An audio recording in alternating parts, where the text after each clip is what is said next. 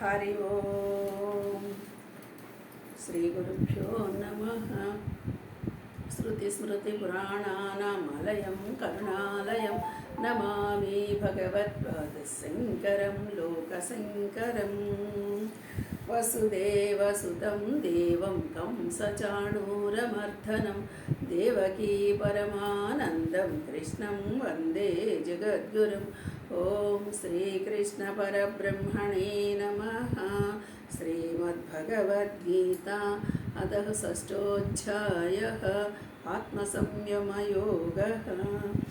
ఈరోజు క్లాస్లో 6వ అధ్యాయం 7వ శ్లోకం.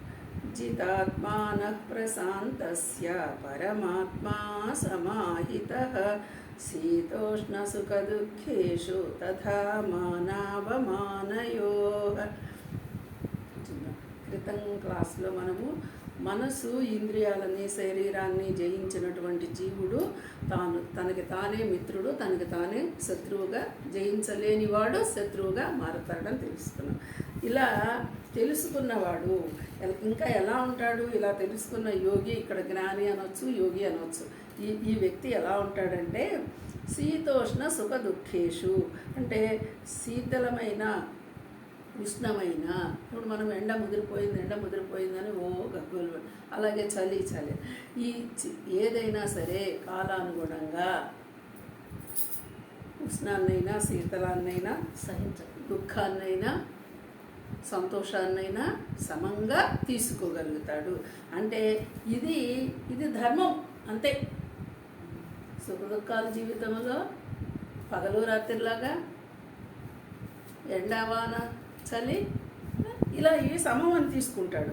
అలాగే అట్లే మానవమానములైన కొని ఇవి వాతావరణానికి బయటికి సంబంధించినవి, శీతలము ఉష్ణము అనేవి. మరి మానవమానాలు దేనికి సంబంధించినవి? అంతఃకరణకు సంబంధించినవి. ఇవి బాహ్యంగా కనపడేవి కావు. మరి ఈ అవమానాల నుండి కూడా ఎలా ఉంటాడు? నిశ్చలంగా. ఈ అంతఃకరణ వృత్తులన్నీ నిశ్చలంగా ఉంటాయి. ఇక్కడ చూడండి, అంతఃకరణ వృత్తులు అంటే ఇప్పుడు మన ఇందులో మనసునే తీసుకుంటున్నాంగా. ఆత్మ అంటే మనసు అనే కదా అర్థం చేసుకుంటున్నాము. ఇప్పుడు ఈ అంతఃకరణ వృత్తులు అంటే ఒకసారి గుర్తు చేసుకోండి. అంతఃకరణ వృత్తులు ఏంటి? నీ మనసు అనుక్షణం దేని మీదకో ఒక దాని మీదకి వెళ్ళిపోవటమే వృత్తి. ఏదో ఒకటి చేస్తూ ఉంది వెళ్ళిపోతుంది. ఈ అంతఃకరణ వృత్తులన్నీ నిశ్చలంగా, ఇంకా దేని మీదకి పరుగులు పెట్టకుండా స్థిరంగా ఉంటవి అంటున్నాడు. ఈ విధంగా అలవాటు చేసిన వాళ్ళు. మరి అట్లాంటి వాళ్ళని జితాత్మనః ఏమంటారు? స్వాధీనమైన మనస్సు గలవారు. అంటే మనసన్నా ఆత్మన్నా ఇక్కడ మనం కొంచెం ఒకటిగానే అర్థం చేసుకోవాలి. అది స్వాధీనమైనటువంటి నీ మనసు నీ స్వాధీనంలో ఉన్నది అన్నది. అలా అంటే ఇక్కడ స్వాధీనంలో ఉండటం అంటే ఏంటి? జ్ఞానములో ఉండటము. ఇక్కడ జ్ఞానము అంటే ఏదనుకోవాలి? ఎరుక అని ఒక మాట చెప్పుకుంటున్నామే. ఏ ఎరుక? నేను మనసు, బుద్ధి, చిత్త, అహంకారాలలో అహంకారం అని చెప్పుకున్న పాయింట్ ఏదంటున్నాము? నేను. ఆ నేనుగానే ఉండిపోతావు. ఇక్కడ నేనుగా చేస్తున్నాను, నేనుగా అనేటువంటిది కాదు. నామరూపాలతో ఉన్న నేను కాదు.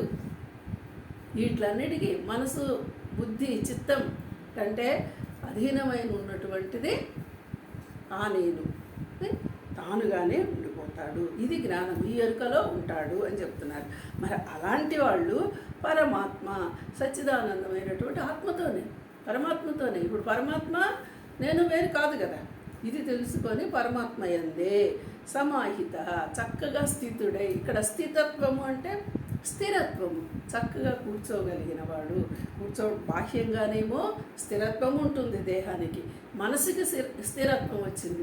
ఈ స్థిరత్వం వచ్చినప్పుడు వాడు తను ఎలా ఉన్నాడే అంటే పరమాత్మతోనే ఏకీకృతమై సర్వం కల్విదం బ్రహ్మ అనేటువంటి స్థితి దాకా రాగలరు. అలా స్థితమై ఇక తర్వాత ఎలా ఉంటాడు? ఇంకా నిశ్చలంగా చెలించకుండా ఉన్నవాడైనప్పుడు ఆ పరమాత్మ జ్ఞానంలో ఉంటాడు, బాహ్యంగా కానీ ఆంతరంగికంగా కానీ. ఇది మనం బాగా గుర్తుపెట్టుకోవాలి. ఆ జ్ఞానంలో ఉండగలగటమే ఇక్కడ స్థిరత్వము, స్థితి అని చెప్తున్నారు. ఓకే. హరి ఓం.